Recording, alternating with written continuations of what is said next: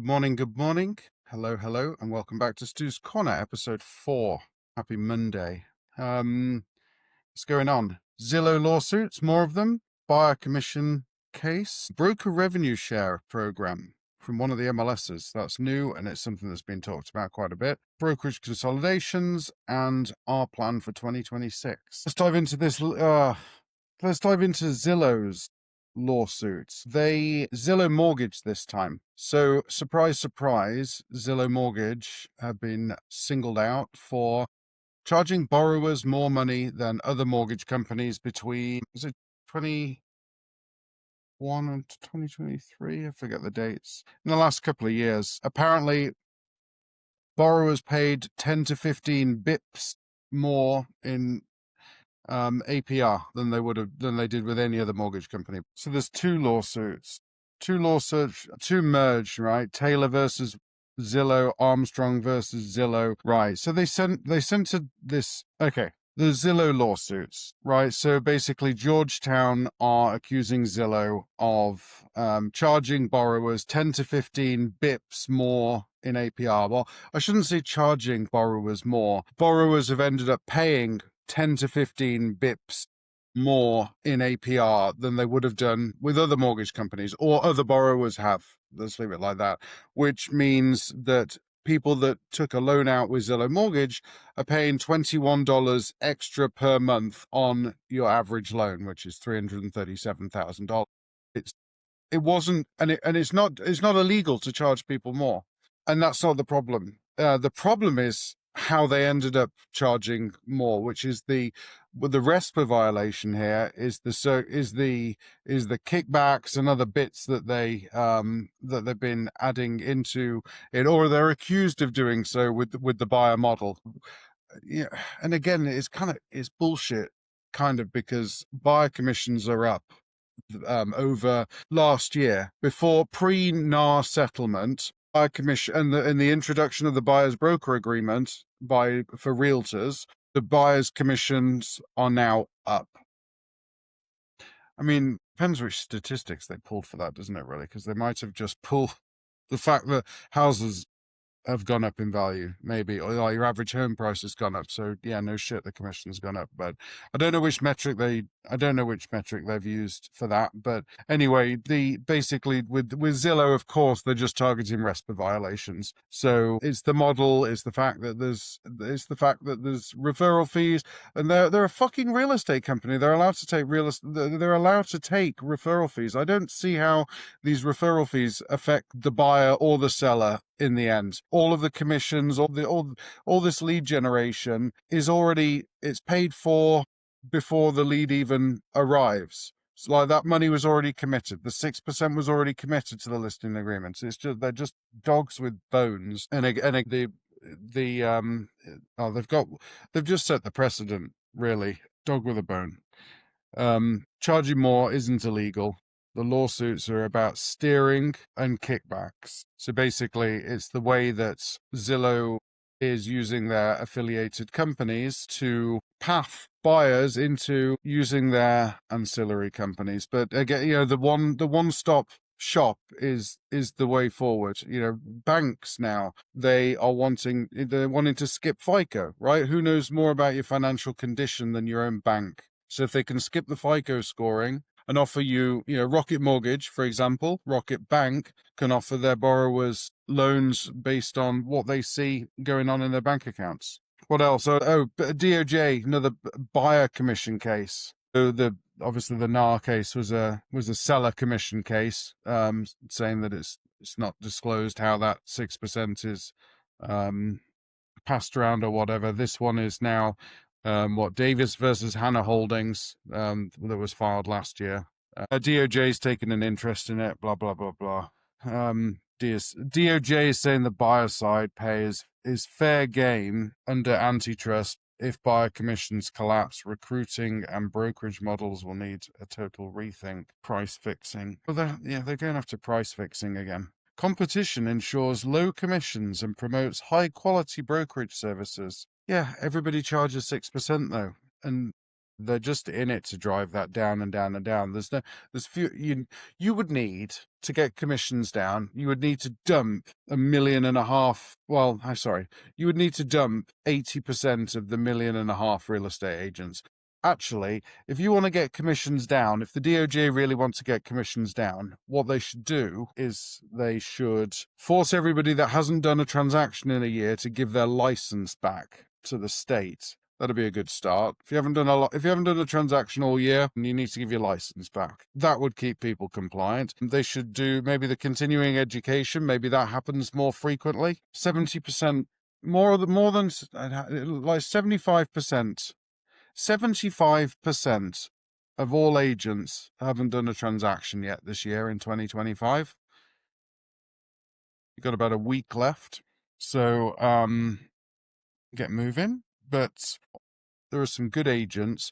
There are some good agents that don't know how to market themselves. But do you really need people that do as a hobby, one transaction a year? I mean, a year's a long time. If I hadn't done something for a year, a year's a long time. If I hadn't done something for a year, like ride a horse or something, I'd be sore as heck. Don't know about a bicycle or driving a car, but I think for sure, there's certain things that you don't do in a year and you're way out of practice on it. And I'm pretty sure that doing a real estate transaction is one of them, especially given the speed that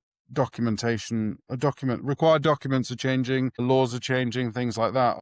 Here's something new. So yeah. Something interesting, Maris, the MLS, they have implemented a broker revenue share program. So they tout it as an industry first, but everybody's been talking about this. So it's about the amount of money that they're getting in streaming the syndicating MLS listings. So basically they want to put money back in brokers' pockets, and it's not going to be a lot of money. It's going to be like Google AdSense kind of situation where it's going to be pennies.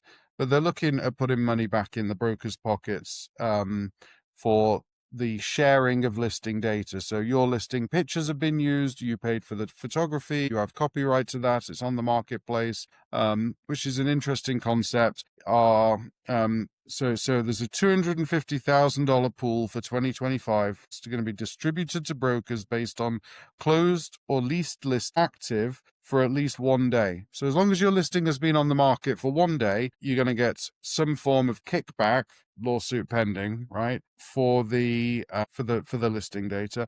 I mean, it's nice sentiment, I suppose, but is that the multiple listing service is a tool to get your listing in front of other agents, and that's about the end of it. You could put a listing on. In fact, I was talking to a Thompson broker the other day in Alabama, and this Friday, he said, we were talking about MLSs. I said, which MLS do you use? And a Thompson broker is, of course, non-NAR affiliated. He said, we use my state MLS. I said, okay, that's great. How do you deal with the objection from agents joining the brokerage that they want access to the regular MLS? And he just said, well, I want nothing to do with NAR. Georgia, Florida, Alabama, they don't have to be the MLSs years and years ago, due to a lawsuit, decoupled from NAR. So you never had to. So for decades, you haven't had to be a member of the National Association of Realtors, the State Association of Realtors, or any of the local association of Realtors to access the MLS or purchase an MLS subscription in the states of Alabama, Georgia, and Florida, thanks to a guy called Mr. Thompson. We've touched on him a couple of times since he's kind of big news again at the moment. But so basically this conversation, I asked this broker about my state MLS and the objections. The agent said, look, we want nothing to do with NAR at all. And as such, the listings that the agents put on my state MLS, they get syndicated to all of the homes.com and everywhere else. And other agents don't have access to the listings unless they were to do a search on homes.com. But he said, look, we'll just double end most of the deals, act as a transaction broker, because the only reason we're giving away half of the commission that we signed in that listing agreement is because we can't sell the property ourselves. And I said, well, fair, you got a good point there. The only reason to employ another broker, the only reason to have a co-op broker in a transaction is because you couldn't double end the deal yourself. And that is a NAR, all is fair, hugs and kisses kind of rule where everybody's a winner. It does make sense. Although I was talking to another broker about that, and his suggestion was perhaps that you're not doing the best service for your clients. But then again, doing the best service for your clients isn't necessarily taking out another subscription with another MLS, because that's in the best interest of the client. If you weren't a member of that MLS before, then, and the client hired you, then why should and this is the marketing plan and the client agreed to it, then certainly adding another MLS system to your business operation isn't necessarily for the best interest. It is above and beyond what would be considered the best interest of the client, I think, is the way to put it. But it'll be interesting how it pans out. There's another big MLS called the NLS, the National Listing Service, and I've seen advertisements for this one internationally. That include Spain, Europe, and they're saying, oh, it's the biggest portal to US listings, so, and US buyers as well, to put your listing on the NLS. And that's run by the agency, and actually they're off the agency, and Mauricio Umansky and a couple of other people that pulled together in this anti-NAR, after they got sued by NAR. And one of our clients that we recruit for, he had a fucking heart attack over it. Just over 2 billion in production for the brokerage. And no, sorry, you're not covered under NAR's portion of the settlement. You owe 1% of the sales price of all of the properties that you've sold in the last year, based on a 3-year average, right? So you have to take the last 3 years, average out how much you sold in terms of billions of dollars, and we want 1% back of that. Like, how the fuck are we going to give that back? We paid it all out in commissions. Like, I'm 100% company. I take, 500-600. I mean, after all the fees and everything else, a little under $1,000, 750. Let's call it $750 per transaction in commissions. How do you expect me to give 1% of $2 billion back to you guys? The agents don't understand this. The agents don't understand that while they say, "Oh, my broker's taking my money, my broker's taking my money," all business is the broker's business, and nobody was there asking for money back from the agents for the commissions that they got paid. It was just the brokers that suffered that. It's the mess that still a mess. NAR is, in my opinion, finished. So you are seeing they have publicly admitted the existence of the Thomson broker, and the fact that they're now not putting restrictions on the MLS, saying that the MLSs themselves are open to take on non-realtor members. So, that's a step in the right direction, that you don't have to agree to all the terms of NAR's membership in order just to get access to the MLS to do your job. But it is absolutely absurd that they are charging more money to join the MLS if you don't join NAR than if you do, than the entire combined fee of NAR, the state association, the local association, and the MLS combined together is less money than if you just want MLS on your own, because there's a member's price. So it's skewed beyond belief. But this is because those associations are shit scared of how they're going to justify their membership. Like, what is the purpose of your existence? The only reason that those local association offices even exist anymore is to collect fees to pay for the MLS and so forth. I was just trying to work something out for an agent the other day where that he was with a Thomson broker, and the question had come up about super boxes and access to the super boxes. I said, certainly, you can go directly to Supra and you can buy Supra service from Supra to access the MLS lot boxes. It doesn't always come through the association or the MLS. You can also go and buy Supra service directly from Supra. So we started the motions on that, but he'd called up and he'd called up the association and he'd been told that no, that's not possible. So you need to call Supra directly. Okay. So I called them. Here's the forms. Fill these out. Give me the serial number for your active key, and we'll get you set up with the Supra system without having to be a member of the association. But it's one more thing that the association don't tell you, either because they're ignorant to the fact that this option even exists, or because because these mistruths, lies, are the only thing that is holding their membership together. The normal and customary realtors seem to not know anything different than what they're told is gospel. Consumers seem to think these association of realtors are policing organizations, and I'm going to report you to the Association of Realtors. If you're going to report somebody, report them to the police or report them to the state board to be investigated by an actual governing body, not to some membership organization that they pay $205 a year to. Anyway, we had a good week. We signed a major Berkshire Hathaway franchise, so we're quite excited to kick that off.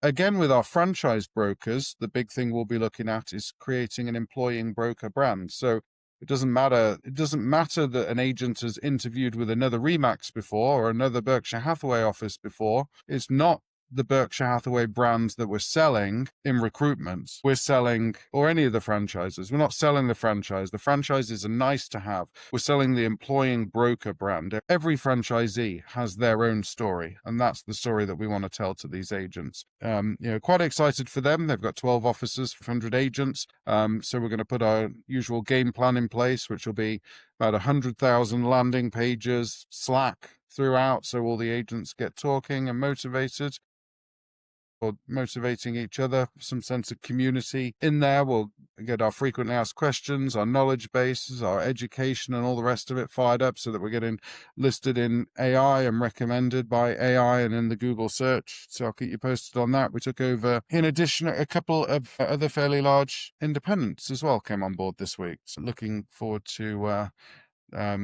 doubling the growth of those brokerages. Doubling the size of the brokerages over the next 18 months is our goal. That's on a three-pillar strategy: more recruits, more retention, more revenue. So we're going to hire more agents through omni-channel outreach. We're going to retain those agents with a seamless 30, 60, 90-day onboarding plan. If we can get them through the first 90 days, an agent will stay for an average of 5 years. Although over the next couple of years, we're going to see if we can boost that 5-year number to 7 years, and more revenue. So we're going to offer more free marketing tools, scripts, education, and engagement to try and boost the transactions of all of the agents that we recruit.